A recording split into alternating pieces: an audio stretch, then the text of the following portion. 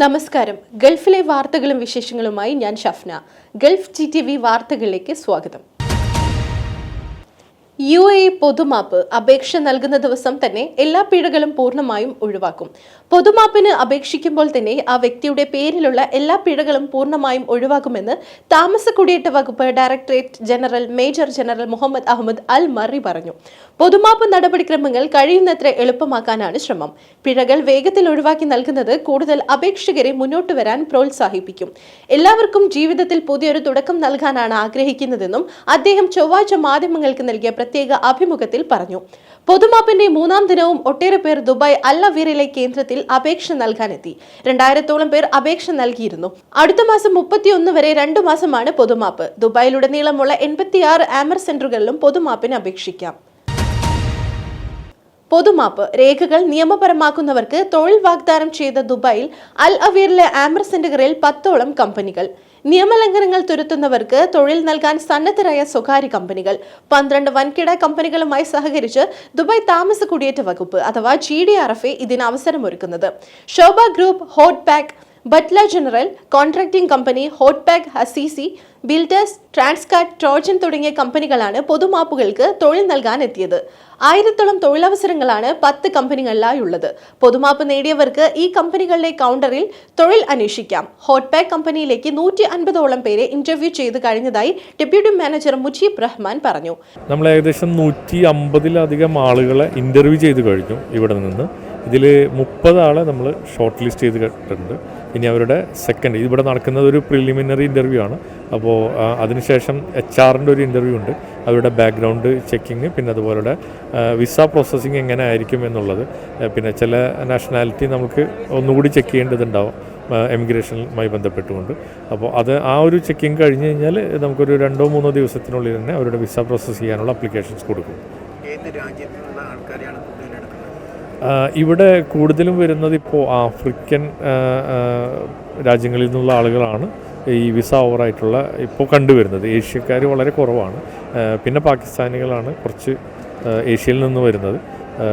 അപ്പോൾ നമ്മൾ ആഫ്രിക്കൻസിനാണ് കൂടുതലിപ്പോൾ ഇവിടെ കണ്ടുവരുന്നത്, ജോലി ആവശ്യമായിട്ട് അവർ വരുന്നത്. പിന്നെ വരുന്ന ആളുകളൊക്കെ നാട്ടിലേക്ക് തിരിച്ചു പോകണം എന്നുള്ള ആവശ്യമായിട്ടാണ്. അവർക്കിവിടെ ജോലി വേണ്ട, തിരിച്ചു പോകണം എന്നുള്ള ആളുകളും വരുന്നുണ്ട്.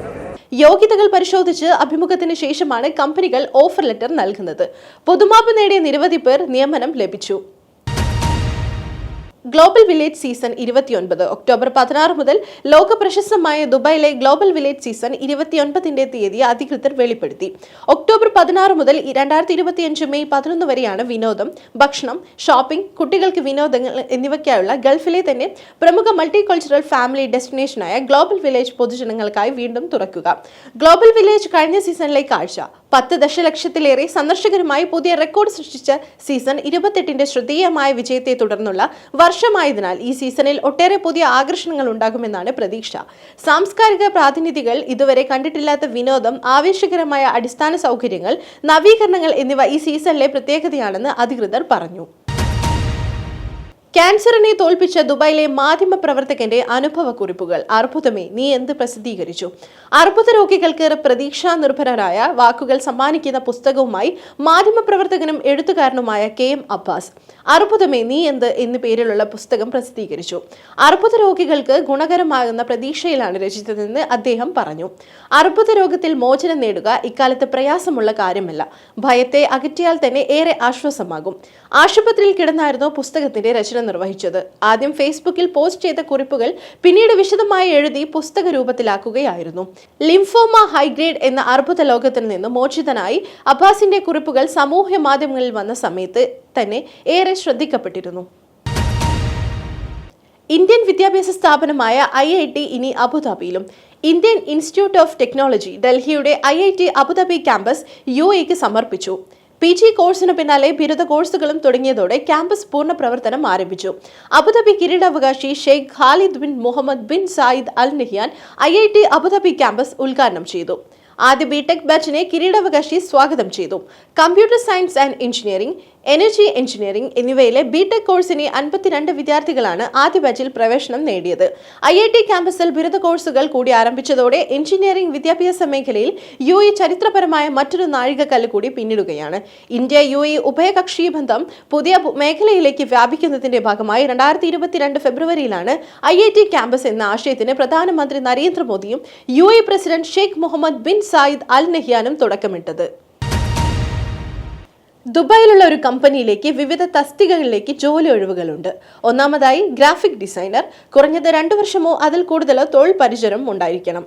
Adobe Photoshop, Adobe Illustrator, Adobe InDesign, Corel Draw എന്നിവ അറിഞ്ഞിരിക്കണം. അറബിക് ടൈപ്പിംഗിന്റെ ഒഴിവുകളാണ് അടുത്തതായി പറയുന്നത്. 3 മാർക്കറ്റിംഗ് എക്സിക്യൂട്ടീവ്, കുറഞ്ഞത് 1 വർഷത്തെ പരിചയം ഉണ്ടായിരിക്കണം. അടുത്തതായി ഡിജിറ്റൽ പ്രിന്റിംഗ് മെഷീൻ ഓപ്പറേറ്റർ, കുറഞ്ഞത് 2 വർഷത്തെ പരിചയം. അടുത്തത് ഡിജിറ്റൽ മാർക്കറ്റിംഗിൽ കുറഞ്ഞത് 1 വർഷത്തെ പരിചയം ഉണ്ടായിരിക്കണം. സ്ത്രീകൾക്കും പുരുഷന്മാർക്കും അപേക്ഷിക്കാം. നിങ്ങളുടെ CV-യും പോർട്ട്ഫോളിയോയും brand@uae@gmail.com എന്ന മെയിലിൽ അയയ്ക്കുക. ഇതോടെ വാർത്തകൾ കഴിഞ്ഞു. നമസ്കാരം.